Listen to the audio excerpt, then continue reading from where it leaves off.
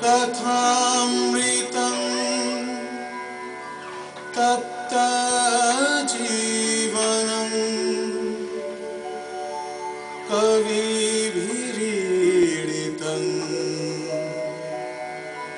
कल्मषापहम्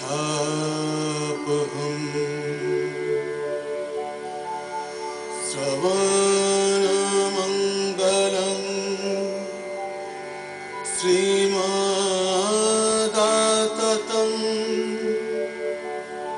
भुवि गृह्णन्ति ते भूरिदा जनाः तव कथामृतं तप्त जीवनं कविभिरीडितं कल्मषापहम्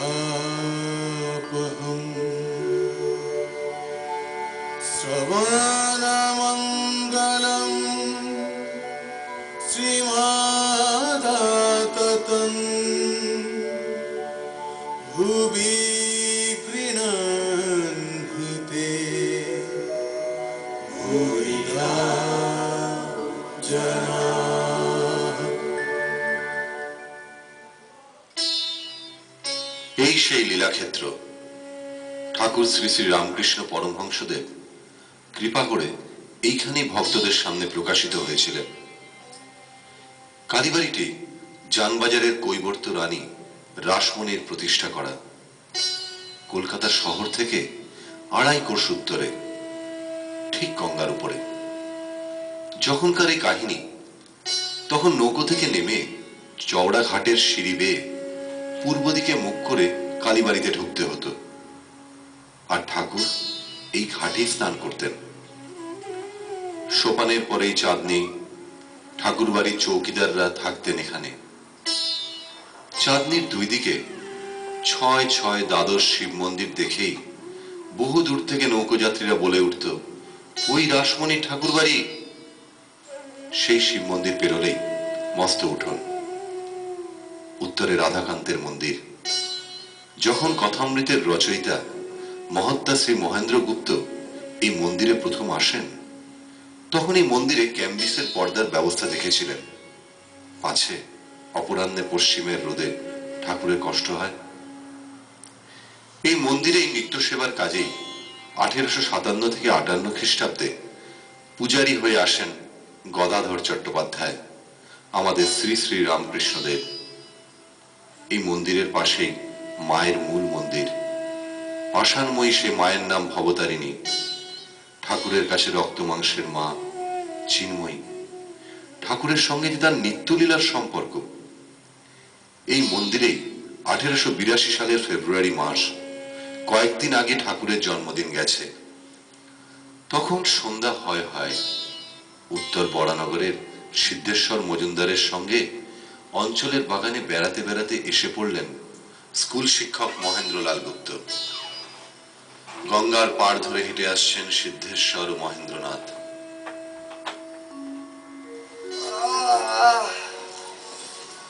গতিতে পাবনি গঙ্গে, সিধু বাগানটা চমৎকার। প্রসন্ন মানুষ যে বাগানখানা কিন্তু জব্বর বানিয়েছে বলে। হ্যাঁ, চমৎকার বানিয়েছে। একটা কথা বলবো? হ্যাঁ, বলো বলো। এমন মুক্ত হাওয়ায় যা বলবে তাই ভালো লাগবে।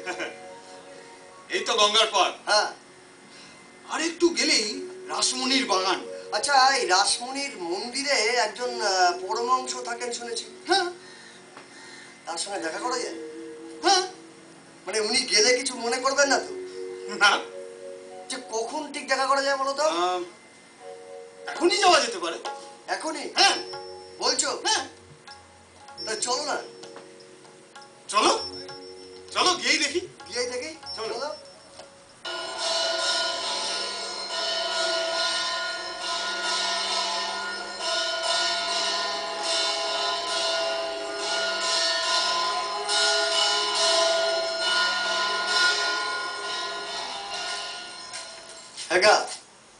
তোমাদের সাধু কি ভেতরে আছেন? হ্যাঁ, উনি কতদিন হলো এখানে আছেন? তা প্রায় 25 বছর। 25 বছর। আচ্ছা, উনি বোধহয় খুব বই টই পড়েছেন। বই? হ্যাঁ। সে তোর মুখে মুখে। মুখে মুখে? উনি বোধহয় এখন সন্ধ্যা করছেন। আচ্ছা, ওনার সঙ্গে একটু দেখা করা যায়? খবর দেবে? যাও না, যাও তোমরা ভিতরে যাও। যাও। যাও, হ্যাঁ, যাও। চলো সিধু, তোমাদের ওই সাধুকে একবার দেখে আসি। চলুন চলুন চলো। চলুন।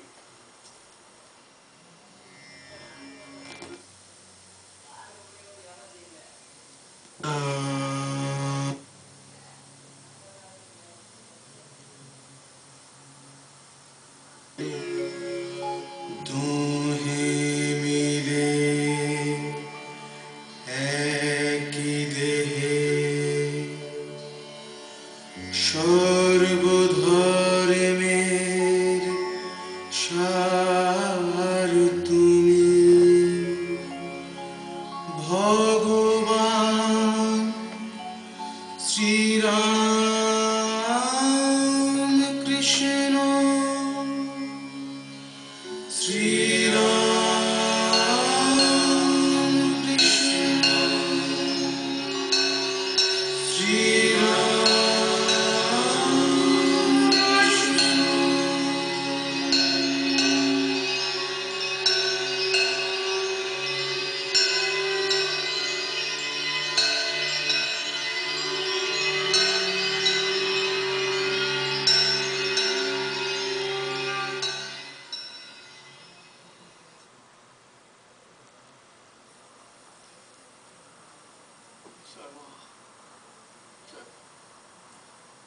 বরানগরে কি ব্যাপার গো?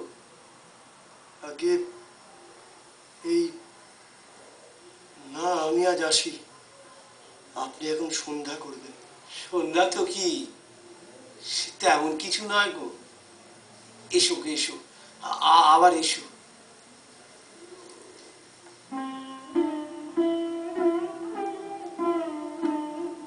কি আশ্চর্য, আবার আসিতে ইচ্ছে হইতেছে। তিনিও বলিয়াছেন আবার এসো। সেই কথা মানিয়াই আমার দ্বিতীয় দর্শন। 2 দিন পরেই সকালবেলা ঠিক 8টার সময় ঠাকুর তখন কামাতে যাচ্ছেন।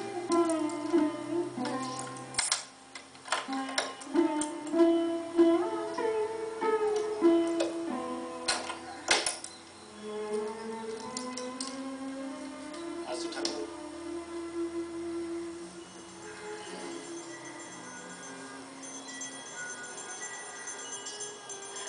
আমি আসতে পারি? এসেছো? এসো এসো এসো, বসো। হ্যাঁ, বাড়ি কোথায়? আগে কলকাতায়। কলকাতায়? হ্যাঁ, আমার কেশব কেমন আছে?